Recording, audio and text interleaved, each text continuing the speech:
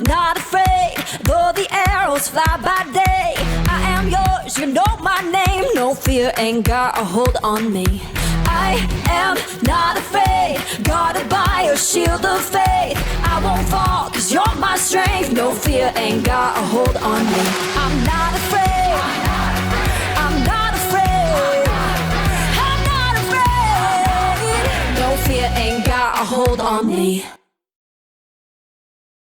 Hi, my name is Ali Hoffman from the Oodles of Doodles, coming at you live. Does anybody else feel like you're in a movie right now? Like the post-apocalyptic movie that none of the movies actually warned me about. Like, I'm the starring actress along with the rest of the world.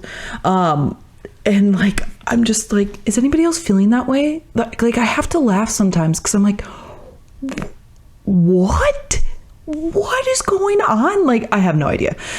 This past week, like the very human part of me, very much wanted to give into fear, anxiety, stress, worry. Like, what if we didn't have enough food? Like, were we the idiots that didn't get enough toilet paper?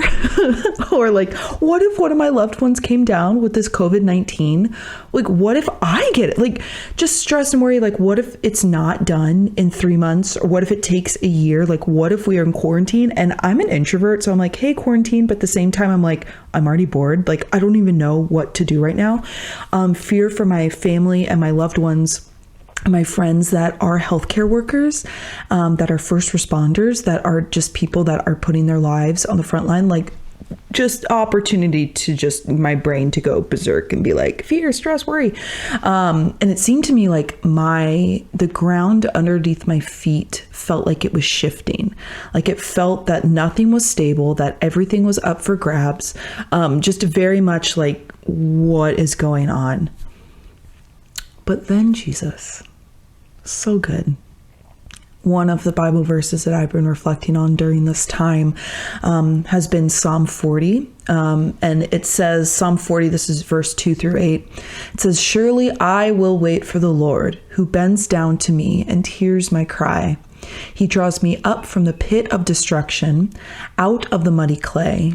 He sets my feet upon rock and he steadies my steps. He puts a new song in my mouth, a hymn to our God. Many shall look on in fear, and they shall trust in the Lord. Blessed the man who sets his security in the Lord, who turns not to the arrogant or to those who stray after falsehood. You, yes, you, O Lord my God, have done wondrous deeds. And in your plan for us, there is none equal to you. Sacrifice and an offering you do not want. You opened my ears. Holocaust and sin offering you do not request. So I said, see, I come with an inscribed scroll written upon me. I was praying with this when Jesus so sweetly just gently reminded me of this verse. And I fully believe that God is in control in this moment. I fully believe that we were created for such a time as this, that God just doesn't get breaks. He's not like going to turn to Peter and be like, oh my gosh, I had no idea that this was going to happen. Like, what is going to happen? I don't know. Let's see and like find out. And I fully believe that now people are looking to Christians, to looking to people of faith to see how we react. Do we give into stress and anxiety? Do we give into this fear? And I don't want to diminish what is going on, but there's a way that we can renew and transform our minds to look at like God is in control. And I fully believe it says in the verse that God will put a new song in our hearts and in our minds and in our mouths. And the world is watching to see what that song is. And it says, because of these songs, because of the words that we say and we speak over ourselves, many will look on in awe and fear, and they shall trust in the Lord. Because of what happens right now, that the places he brings me are secure, they are steady, they are unmoving, that they are unchangeable. I was, a couple days ago, I was praying and I was just reminded of the characteristics and the promises of God that he tells us over and over and over again in his word and in scripture. And it's these characteristics of the God that I have chosen to follow every single day for the rest of my life, that I have to choose every single day for the rest of my life. And the promises that he's creator of the world, that he is all powerful, that he is all knowing, that he is unchangeable, that he is ever present, that he is full of power. He is the Prince of Peace and wonderful counselor, the King of Kings and Lord of Lords, that he is the light of the world, the same yesterday, today, and forever. Our life, he is our God and a good father who protects, guards, and provides for his children.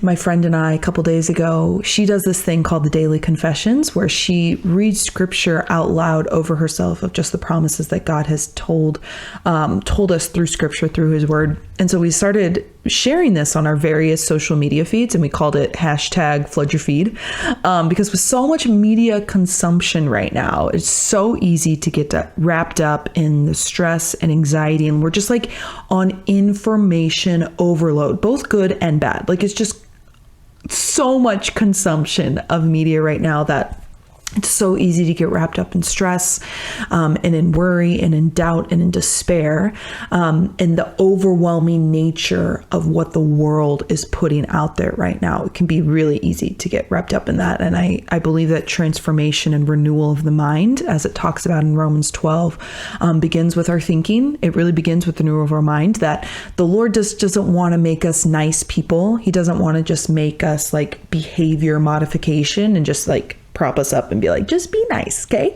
But that he wants a total life transformation, like an exchange of hearts. It talks about in Ezekiel that he wants to change our stony hearts into hearts of flesh. And with that renewal starts with the renewal of our mind. It begins with our thinking, what we consume via our social media feeds, who we surround ourselves with. And it can be so easy to fall into despair. But Jesus is the one that gives us hope. And I'm constantly reminded, especially as we approach Easter right now, in this time of uncertainty and in this time of feeling as if the ground around us is shifting, the light will never be overcome. That darkness doesn't get to win. That despair does not get to win. The evil one does not get to win. That he doesn't get to create things because he is not a creator. The evil one is not a creator, but that Jesus, God, is the creator. So the evil one can use what's in our world and what's in our lives right now to stir up these feelings of stress and anxiety. When Jesus says, "Peace, I leave you." He told us that the gates of hell will never prevail. That he is our peace, he is our hope. And I fully believe that you are created for a time such as this. I fully believe that it's not a coincidence that you live now in 2020. I'm always telling people that you have unique gifts and talents for now, that God, in his infinite wisdom and in his infinite goodness, decided that Anna needs to be created for now, that Ryan needs to be created for now, that you need to be created for now. There's a reason why you live now and not 500 years ago or 1,000 years ago or 2,000 years ago, that God knew that you needed to be now with your unique gifts and talents to show the world, look what my God can do. And it's not to diminish your feelings of stress or fear. Those are totally valid, but to not let that warp your mind, because Jesus is so good.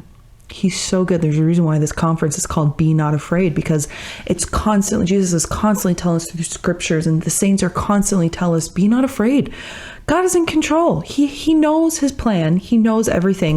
That despair doesn't get to win. It just doesn't get to win. I'm so sorry. Darkness doesn't get to win, because Jesus, light of the world, came, he lived, he died, and then he rose again.